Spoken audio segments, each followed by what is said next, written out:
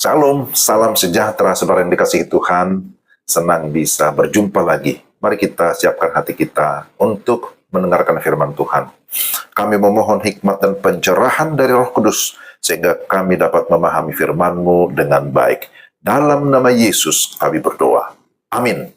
Pembacaan firman Tuhan dari Bilangan 29 ayat 2. Pada waktu itu haruslah kamu mengolah sebagai korban bakaran menjadi bau yang menyenangkan bagi Tuhan. Seekor lembu jantan muda, seekor domba jantan, 7 ekor domba berumur setahun yang tidak bercela. Tema kita, prinsip-prinsip dalam ibadah. Saudara, Bilangan 29 berisi perintah Tuhan kepada bangsa Israel mengenai korban-korban yang harus dipersembahkan dalam berbagai hari raya. Melalui pasal ini, Tuhan menekankan beberapa prinsip yang harus diikuti oleh umatnya. Pertama, ibadah yang teratur dan setia. Bilangan 29 secara keseluruhan menjelaskan waktu-waktu khusus untuk mempersembahkan korban kepada Tuhan. Ada hari raya bulan baru, hari raya pendamaian, hari raya pondok daun, dan seterusnya. Tuhan menekankan pentingnya keteraturan dalam ibadah. Umat Tuhan harus setia dan disiplin dalam beribadah, tidak hanya saat merasa ingin, tetapi sebagai bagian dari penghormatan akan Tuhan dan segala perintahnya. Beribadah bukan hanya pada hari tertentu atau hari Minggu saja, atau saat butuh sesuatu, tetapi haruslah menjadi gaya hidup sehari-hari. Setia dalam doa, membaca firman Tuhan, persekutuan, dan melayani Tuhan. Kita mengingat Ibrani 10 ayat 25 berkata, janganlah menjauhkan diri dari pertemuan-pertemuan ibadah kita. Itu yang pertama, prinsip beribadah, ibadah yang teratur dan setia. Kedua, persembahan yang terbaik atau tidak sembarangan. Dalam Bilangan 29 ayat 2, seekor lembu jantan muda, seekor domba jantan, 7 ekor domba berumur setahun yang tidak bercela. Nah, kalau kita baca ayat-ayat selanjutnya, di sana diatur bagaimana persembahan yang terbaik. Tuhan menekankan bahwa setiap korban harus yang terbaik dan tidak bercela, tidak bercacat. Korban yang diberikan kepada Tuhan tidak boleh asal-asalan, tidak boleh sembarangan, tetapi harus mencerminkan penghormatan dan kasih kepada Tuhan. Berikan yang terbaik bagi Tuhan, baik itu waktu, tenaga, dan persembahan kita. Jangan melayani atau beribadah dengan sikap setengah hati. Ingat Kolose 3 ayat 23.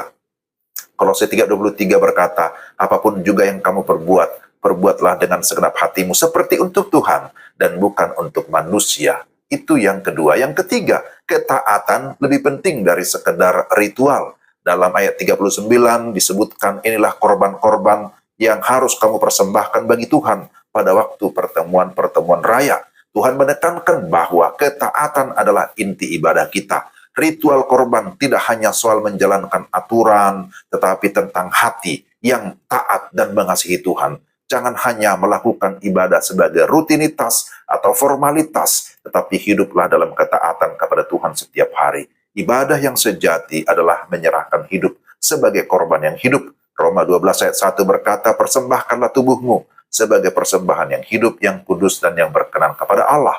Itu adalah ibadahmu yang sejati. Yang keempat, Tuhan menghendaki penyembahan yang sejati. Bilangan 29 ayat 6 disebutkan kita memberikan persembahan sebagai bau yang menyenangkan bagi Tuhan. Sesuatu yang mengharumkan, yang menyenangkan bagi Tuhan. Tuhan menekankan bahwa ibadah harus berasal dari hati yang sungguh-sungguh. Setiap korban yang dipersembahkan harus menjadi bau yang harum, bau yang menyenangkan bagi Tuhan, melambangkan ibadah yang penuh kasih dan kesungguhan. Beribadah dengan hati yang tulus dan penuh kasih kepada Tuhan. Jangan hanya beribadah secara lahiriah, tetapi pastikan hati kita benar di hadapan Tuhan.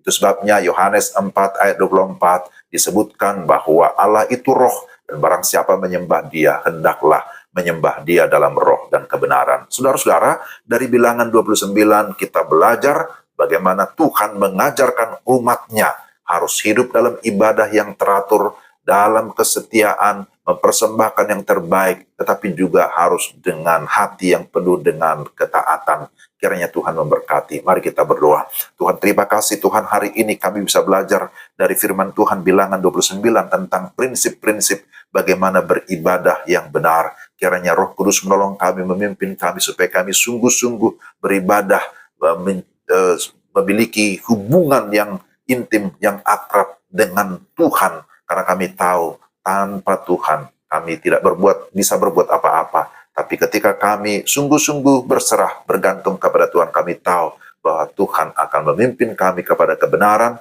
dan terus akan menyertai, memberkati kami. Dalam nama Yesus kami berdoa. Amin. Demikianlah renungan kita. Tuhan memberkati. Bapak, Ibu, dan saudara-saudara sekalian, selamat beraktivitas. Shalom.